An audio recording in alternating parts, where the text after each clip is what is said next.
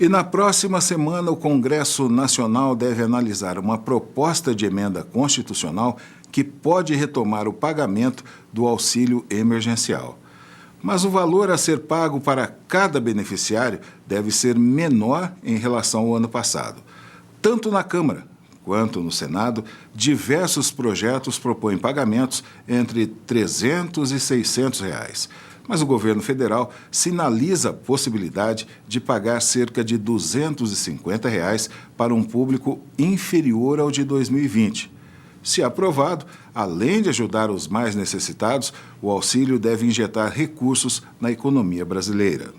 Neste supermercado em Varginha, o gerente notou diminuição de vendas em janeiro deste ano, logo após a suspensão do auxílio emergencial. A gente percebe essa diferença, porque quando estava tendo o auxílio, a gente tinha um determinado número de clientes que vinham ao supermercado fazer suas compras de produtos, principalmente produtos básicos, para atender sua necessidade, né? E com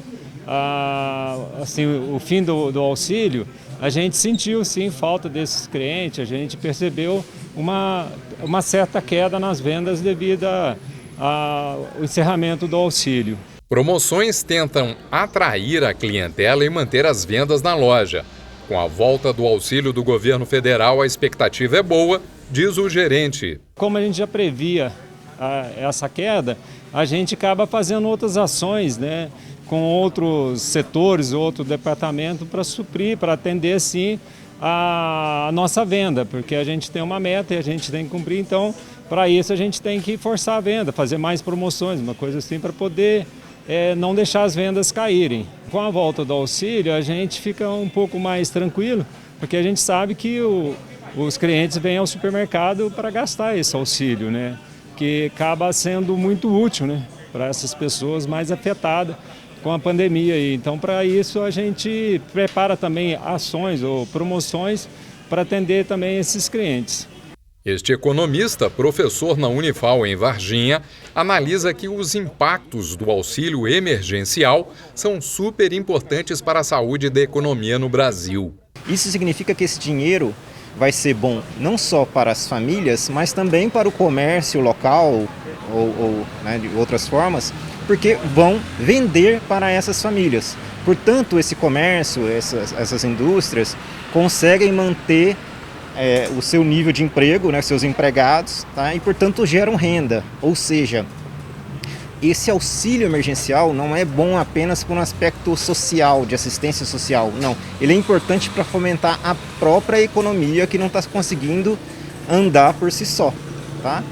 Consequentemente, um terceiro fator é o próprio governo, tá? Porque o governo só arrecada se essa economia se essas atividades estiverem ocorrendo, estiverem funcionando. Na medida que esse auxílio volte, tá? O ideal, vamos imaginar, né, se for em termos de comparação, seria esse auxílio de R$ 600, tá? Mas o auxílio de R$ 300 definitivamente é muito melhor do que o não auxílio.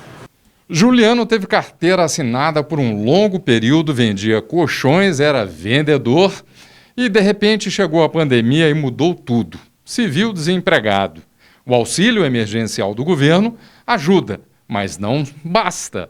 Só ele não vai resolver o problema. Aí teve a ideia de começar a vender os sanduíches naturais, que ajuda a complementar a renda.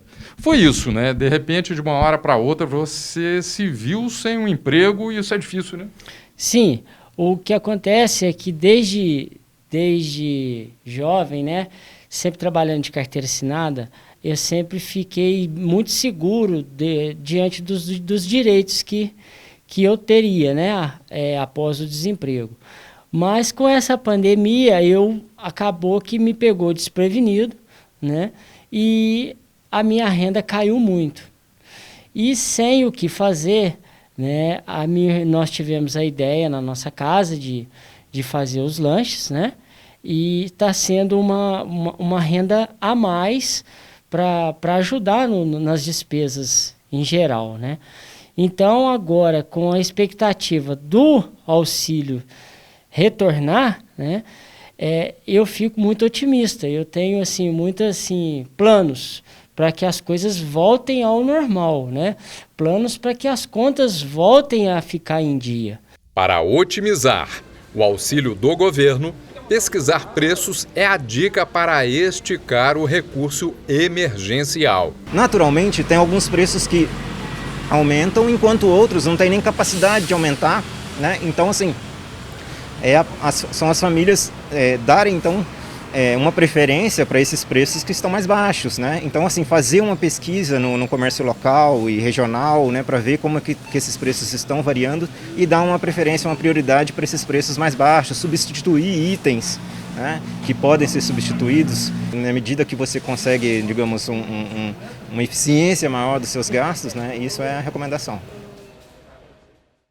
No ano passado, o auxílio emergencial beneficiou aproximadamente 67 milhões de pessoas. Neste ano, caso seja aprovada a ajuda do governo federal, deve chegar a cerca de 40 milhões de brasileiros considerados mais necessitados.